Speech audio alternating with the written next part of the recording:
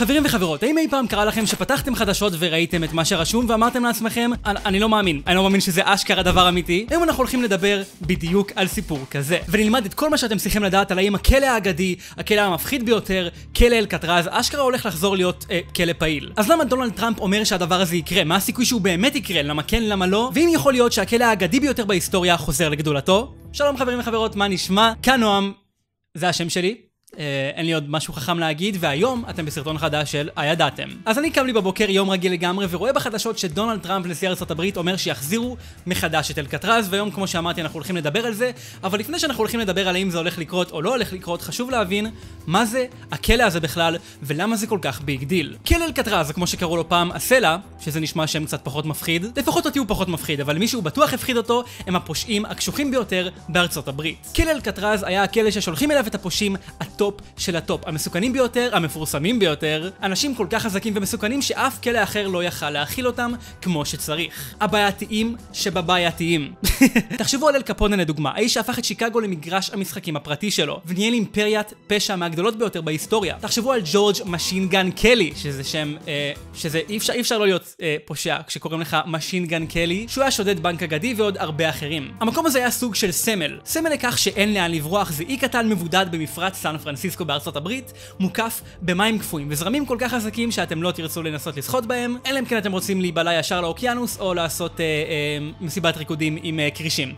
עכשיו אגדה עד היום מספרת שאף אחד לא הצליח לברוח משם ולהישאר בחיים. למרות שהיו כמה שניסו והיה את הסיפור המפורסם על השלושה חברים שניסו לברוח מכלא אלקטרז, דיברתי עליו כבר בסרטון פעם אז אתם מוזמנים לראות אותו. הם כן הצליחו לברוח, זה בוודאות, אבל אנחנו פשוט לא יודעים האם הם הצליחו לברוח בחיים. מהשנייה שהם עזבו את כלא אלקטרז ושחו אל החוף הם פשוט נעלמו, ועד היום לא מצאו את הגופות שלהם. אז אם הם הצליחו לברוח והתחילו חיים חדשים תחת זהות בדויה, האמת שעד היום אנחנו לא יודעים, וזאת אחת התעלומות הגדולות ביותר. הכלא האגדי בסופו של דבר נסגר בשנות ה-60, היום הוא כמובן לא פעיל, ועכשיו מגיעה השאלה הגדולה שהולכת לפתור לנו גם הרבה שאלות בהמשך, והיא למה כלא אלקטרז נסגר. עכשיו זה לא קרה משום מקום פשוט כי נגמרו הפושעים בעולם, אני חייב להגיד לכם את האמת. כלא אלקטרז נסגר מסיבה הרבה יותר פשוטה ממה שאתם חושבים. הבעיה שלו הייתה פשוטה, אלקטרז זה אי, נכון? זה כלא שנמצא בתוך אי, מוקף בים, מה שאומר שהוא מנותק מכל היבשה, ואני שמח שאנחנו לומדים פה דברים בסיסיים. שיעורי ידעתם עם נועם, ידעתם שאי, מוקף במים. מה אני עושה עם החיים שלי? בכל מקרה לנהל כלא על אי שמנותק מהעולם זה טיפה הרבה מאוד מאתגר. תחשבו שכל פעם שצריכים להביא משהו, כל דבר אפשרי לכלא, כולל מים, כולל אוכל, צריכים להביא אותו דרך הים, וזה עולה כסף. להוציא את כל הפסולת והביוב, לשלם משכורות גבוהות לסוהרים שיסכימו לעבוד בתנאים האלה ומנותקים מכל העולם, ולתחזק מבנים שסופגים כל הזמן שנים של מלח ורוחות מהאוקיינוס, זה מאוד קשה, התשתיות התפררו והכלא פשוט לא היה רווחי. אז בשנת 1963, אחרי עשרות שנים של פעילות, הניסוי הגדול של הכלא שאי אפשר לברוח ממנו, הגיע לסיומו העצוב, או השמח, לכל הפושעים שהגיעו אחרי זה ולא היו צריכים להיתקע במקום הסיוטי הזה. עכשיו מה שקורה שם היום הוא מאוד מעניין, כי כלא אלקטרז לא נשאר פשוט כלא נטוש ורדוף רוחות, אולי שם רוחות, אנחנו לא יודעים את זה, אבל היום הוא אטרקציה לכל דבר. אני מדבר על מיליוני מבקרים שמגיעים לשם כל שנה, יכול להיות שאתם הייתם שם אפילו אם ביקרתם בארצות הברית. כל כך הרבה תיירים מגיעים למקום האגדי הזה בשביל לראות את המקומות בהם צעדו פעם הפושעים הידועים ביותר לשמצה. היום ב-2025 מדובר במוזיאון משומן היטב ודואגים לו טוב, כן? אני מדבר על חנות מזכרות שמציעה לכם הכל מסודר, הכל מתוקתק, וכיום זה פשוט מוזיאון. וזה למה זה עוד יותר מוזר ועוד יותר מפתיע מה שדונלד טראמפ, נשיא ארצות הברית, פשוט אמר באמצע יום בעיר. אפשר להגיד הרבה דברים על טראמפ, אבל אי אפשר להתעלם מהעובדה שהאיש הזה מאוד טוב בליצור כותרות. ומה שהוא אמר על כלא אלקטרז תפס את תשומת הלב בכל העולם, כי הוא אמר את הדבר הבא. הוא הכריז משום מקום שהוא רוצה לפתוח מחדש את כלא אלקטרז, ולא סתם לפתוח, אלא להרחיב ולשפץ באופן משמעותי כדי לאכלס את הפושעים האכזריים והאלימים ביותר באמריקה. זה מילים שלו, לא שלי. עכשיו בואו נסלול לתוך הסיפור הזה, כי מאחורי האמרה הבאמת מטורפת הזאת מסתתר סיפור שלם שיגרום לנו להבין האם זה בכלל יכול לקרות, ואם זה קורה, מה זה אומר. לפני הכל חשוב להבין, לדעתי דונלד טראמפ יודע בדיוק מה הוא עושה. טראמפ רוצה בהצהרה הזאת למכור לקהל האמריקאי בעצם חלום או סיוט, תלוי אם אתם אזרחים תמימים או פושעים שלא רוצים להיתקע ב-2025 בכלא אלקטרז. כלא אלקטרז הוא לא סתם כלא, הוא אייקון תרבותי לכל דבר בהיסטוריה האמריקאית. הוא מייצג את המאבק הפשוט בין טוב לרע, ופשוט לזרוק לאוויר אני הולך להחזיר את אלקטרז זה בעצם הדרך של טראמפ להגיד, לפחות איך שאני רואה את זה, אני אטפל בפושעים האלה אחת ולתמיד ואני אחזיר את אמריקה לתקופה הטובה, לתקופה שבה כל הפושעים היו נתקעים ככה באי מבודד, כמו ב-good old days. ניקח את כל הפושעים האלה שעושים לנו בלגן ונזרוק אותם על אי בודד, מה יכול להשתבש? זה נשמע כיף וזה נשמע רעיון פשוט, אבל הבאסה בעולם האמיתי זה שלפתרונות פשוטים בדרך כלל יש קאץ'. ובלהחזיר את כלא אלקטרז לפעולה יש קאץ' אחד גדול. האמת יש מיליון קאצ'ים. אם מסתכלים על זה ככה, יש יותר מדי. התשובה למה הולך לקרות אם מחזירים את כלא אלקטרז נמצאת מתחת לאף שלנו מתחילת הסרטון, והיא שאלה פשוטה. אדוני הנשיא דונלד טראמפ, לפני שאנחנו מחזירים את אלקטרז לפעולה, בואו שנייה נחשוב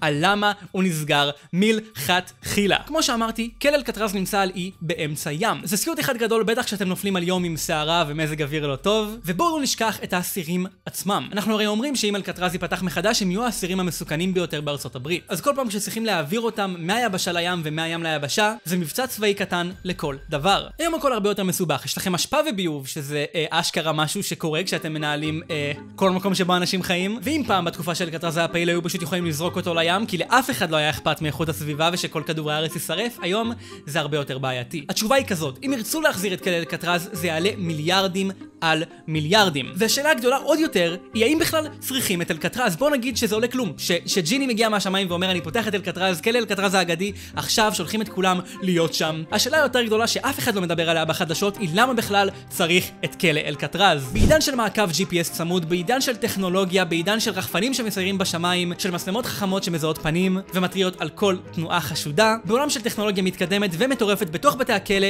חברים וחברות, חייבים להגיד את זה. הרעיון של בידוד גיאוגרפי בתוך אי בודד הוא קצת מיושן, למרות שאני חייב להגיד שהוא נשמע מגניב. כי אין מה לעשות, זה דרמטי. וזה מה שמעניין, כי לא משנה כמה היגיון שלי יגיד לי שיש בתי כלא עם טכנולוגיה יותר מתקדמת, עדיין יש משהו קוסם בפשוט לקחת פושעים ולזרוק אותם על אי בודד. וכשחקרתי על הנושא הזה גיליתי שהיום יש בתי כלא שקוראים להם סופרמקס. והם לא סתם בתי כלא, הם בעצם מבצרים טכנולוגיים שגורמים לכלא אלקטרז שהיה נראה פעם לראות כמו קייטנה. האסירים שמוחזקים בבידוד כמעט מוחלט 23 שעות ביממה, שאיך אפשר לא להשתגע, והכל מפוקח על ידי מצלמות, חיישנים, דלתות פלדה כפולות ולחץ פסיכולוגי תמיד. עכשיו מה שמטורף שאין שם את הדרמה האפלה של אלקטרז, אין נוף למפרץ ואין סיפורי בריחה הירואיים על אנשים שנכנסו למים עם כל הקרישים. יש שם רק בידוד, אפור ויעיל מאוד, וזה מעניין. אז למה הרעיון של אלקטרז עדיין מצית לנו את הדמיון? למה דונלד טראמפ עדיין מדבר על זה? ולמה כל אתרי החדשות בעולם חופרים על האם כלא אלקטרז הולך לחזור או לא? למה בעיני האנשים אפילו שיש בתי כלא הרבה יותר,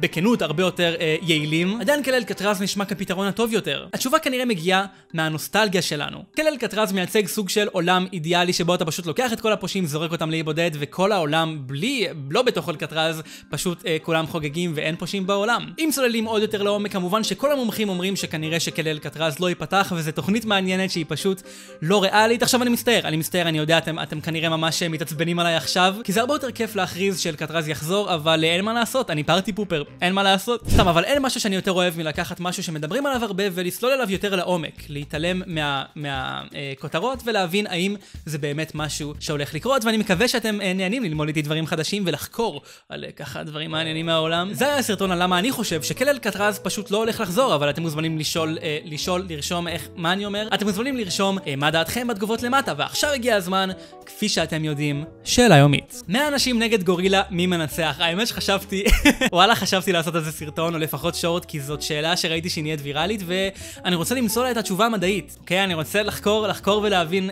האם זה מי ינצח בקרב הזה. אז אם אתם רוצים, מוזמנים לפנק בלייק. אם היית יכול ללכת לראות מגלודון בחיים האמיתיים, אבל זה היה עולה 2,000 שקלים, היית הולך? זאת שאלה הזויה. אני הייתי זורק את כל הכסף שלי, הייתי משלם כל כסף שרק צריך בשביל לראות מגלודון, הייתי מוכר את המחשב, את המצלמה, כל מה שיש לי. תודה רבה שצפיתם בסרטון חברים וחברות, תודה רבה על כל התמיכה וכל התגובות. אני עובר על... סליחה, שייקתי. כל תגובה שלכם גורמת לי להרגיש כל כך טוב בלב. הסיבה שאני פה מצלם סרטון ואני אחזור ואני אגיד את זה כל פעם מחדש, זה בזכותכם ובזכות התמיכה שלכם. אז אנחנו נתראה בסרטון הבא, שאני מקווה שהוא לא יהיה עוד 40 שנה, כש-AI יחליף אותי. ביי ביי.